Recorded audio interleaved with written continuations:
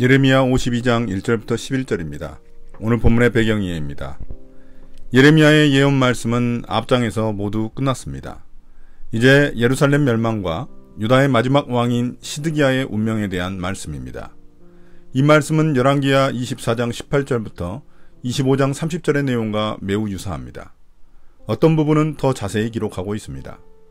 또한 예레미야 39장과 이어지는 이야기이기도 합니다. 여기서 이방 나라들의 심판 예언에 이어 예루살렘 멸망 장면이 등장한 것은 두 가지 이유 때문입니다. 먼저 이방 나라들이 하나님의 심판을 받은 것처럼 유다 역시 하나님의 심판을 받아 마땅하다는 것을 보여주기 위해서입니다. 또한 예레미야를 통해 선포하신 하나님의 말씀이 어떻게 성취되었는지 보여주시기 위해서입니다. 52장 1절부터 11절입니다. 시드기야의 최후. 시드기야가 왕이 되었을 때 그는 21살이었다. 그는 예루살렘에서 11해 동안 다스렸다. 그의 어머니 하무달은 림나 출신으로 예레미야의 딸이다. 그는 여호야김이 하였던 것과 똑같이 주님께서 보시기에 악한 일을 하였다. 예루살렘과 유다가 주님을 그토록 진노하시게 하였기 때문에 주님께서는 마침내 그들을 주님 앞에서 쫓아내셨다. 시드기야가 바벨로니아 왕에게 반기를 들었으므로 시드기야 왕 제9년 10째 달 10일에 바빌로니아 왕 느부갓네살이 그의 모든 군대를 거느리고 예루살렘을 치러 올라와서 도성을 포위하고 도성 안을 공격하려고 성 밖 바깥 사방에 흙 언덕을 쌓았다. 그리하여 이 도성은 시드기야 왕 제11년까지 포위되어 있었다. 그의 넷째 달 9일이 되었을 때 도성 안에 기근이 심해져서 그 땅 백성이 먹을 양식이 다 떨어지고 말았다.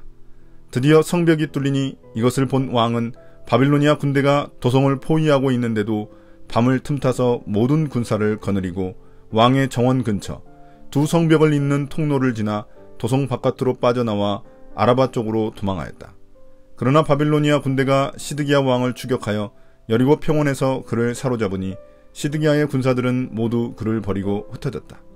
바빌로니아 군대가 시드기야 왕을 체포해서 하맛 땅에 리블라에 있는 바빌로니아 왕에게 끌고 가니 그가 시드기야를 신문하고 또 바빌로니아 왕은 시드기야의 아들들을 그가 보는 앞에서 처형하고 역시 리블라에서 유다의 고관들도 모두 처형하였다.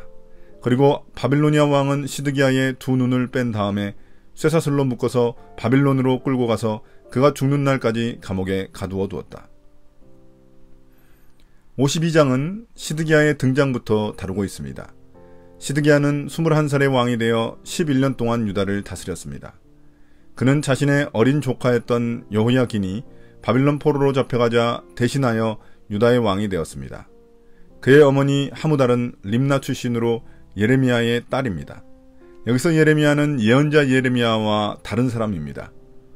한편 시드기야는 자신의 형제인 여호야김이 했던 것처럼 주님 보시기에 악행을 저질렀습니다. 이러한 평가는 요시야 왕 이후 유다 왕들에 대한 평가와 동일합니다.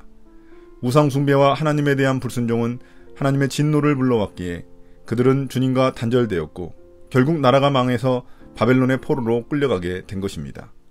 특히 시드기야는 바벨론에 항복하라는 하나님의 말씀에 불순종하였기에 바벨론 왕 느부갓네살의 공격을 받게 됩니다. 시드기야 통치 9년 10월 10일에 바벨론 왕 느부갓네살은 예루살렘을 공격하기 위해 모든 군대를 이끌고 올라와 예루살렘을 포위합니다. 이때가 유다의 멸망이 시작된 시점입니다. 그는 거의 1년 반 동안 예루살렘을 포위하여 모든 식량과 식수를 끊어버렸습니다. 예루살렘 성 안은 기근이 심해졌고 양식도 모두 떨어지고 말았습니다. 그러다 보니 결국 예루살렘 성벽은 뚫리고 말았습니다. 성이 함락되자 왕은 밤에 몰래 군사를 거느리고 도성 밖으로 빠져나와 예루살렘 동쪽 아라바 쪽으로 도망칩니다. 그러나 바빌론 군대가 급히 시드기야를 추격하여 사로잡자 그의 군사들은 모두 왕을 버리고 도망치고 말았습니다. 왕은 백성들을 버리고 도망쳤고 군사들은 왕을 버리고 도망친 비참한 결과를 맞이하게 된 것입니다. 그러나 비참한 결말은 거기서 끝나지 않습니다. 붙잡힌 시드기야는 바벨론 왕에게 끌려가 신문을 받으며 자신의 눈앞에서 자신의 신하들과 자신의 아들들까지 처형되는 장면을 보게 됩니다. 심지어 바벨론 왕은 시드기야의 두 눈을 빼고 쇠사슬로 묶어 바벨론으로 끌고 가 죽는 날까지 감옥에 가둬버리고 말았습니다. 오늘 묵상입니다. 죄악을 행하고 하나님 말씀에 불순종한 시드기야의 최후가 비참하기만 합니다.